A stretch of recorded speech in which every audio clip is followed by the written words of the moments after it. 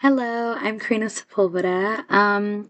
I find that this assignment was really fun. I feel like it was a unique way to reflect on our health, on our habits, and the kind of family history that could be pertinent to us. Moving on to my health history, I noticed that there are quite a few chronic conditions that run within my family. On the male side of my family, specifically my father, my grandfather, I noticed that there was a pattern of diabetes, hypertension, obesity, and bipolar disorder. And I also marked down other, so I put bipolar disorder and other mental health conditions. And then on the female side of my family, I noticed that there was a pattern of diabetes, hypertension, obesity, and I marked down other, and I put rheumatoid arthritis.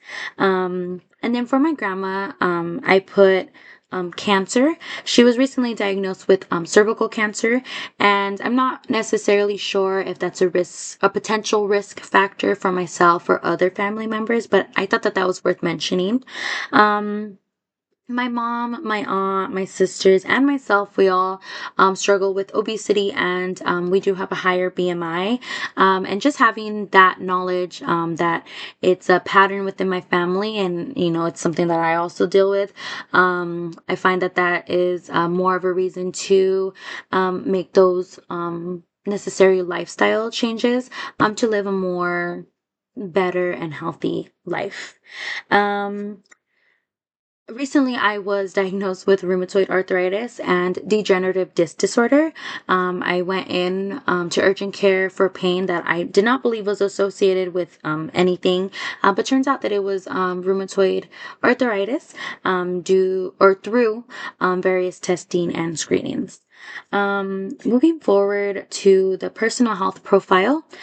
So I am on top of all of my annual checkups, and I do go to the dermatologist pretty frequently because I am on Accutane. So that requires me to go to the dermatologist every month for screenings and blood work and just regular checkups.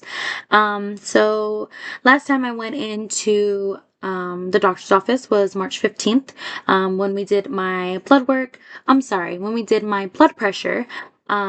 It was a bit high. It tends to fluctuate. Initially, when my blood pressure is taken, it's at about 135, 140 over 85 or 90. And then, usually it's taken again towards the end of my appointment, and it's at a normal range or a more normal range of about 130 over 80. Typically, it's not a concern for my healthcare provider. Usually, we chalk it up to be that I'm a bit nervous or stressed, or I was a bit rushed to get to the appointment on time. So typically, it's not a health concern. As mentioned, I do take Accutane, and some of the side effects for that is bloody noses, sensitive skin.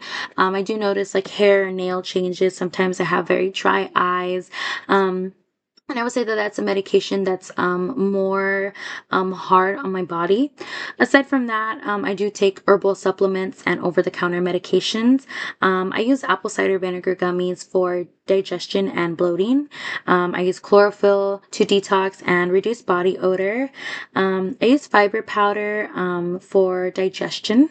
I use allergy pills for seasonal allergies, especially right now in the springtime. I really rely on those. I use Excedrin and Tylenol for pain, and I use melatonin occasionally for sleep. And because I do use herbal supplements and other medications, I really try to stay hydrated, maintain a balanced diet, and just engage in physical activity. And luckily, I have the opportunity to do my monthly blood work, so I feel like that coming in normal allows me to feel some sense of peace and calmness. Um, Moving on to the health, habits, and lifestyle, I gave myself a 9 in the exercise and fitness category. Even when I can't go to the gym, I try to be as active as possible. So for me, that looks like parking farther away from the entrances of facilities. That way I can get some extra steps in. I also try to take the stairs up and down and not rely on elevators or escalators. That way, I can get some extra steps in and also burn some energy.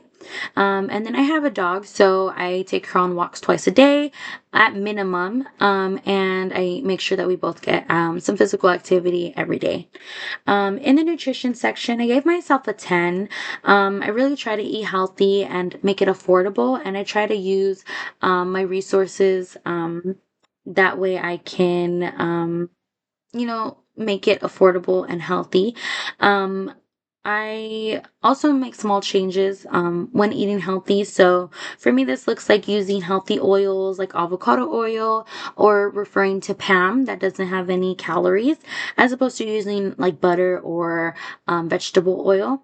I also substitute sugary drinks or sugary foods with zero sugar or sugar-free items. I gave myself a 10 on the tobacco use and alcohol slash drugs section. I don't smoke and I don't use drugs, but when taking medications, I am very cautious. I try to read the labels. That way I know that, these items should not be mixed with other things that can cause complications. Um, I gave myself a 6 on the stress management section. I find that this semester has been really challenging for me.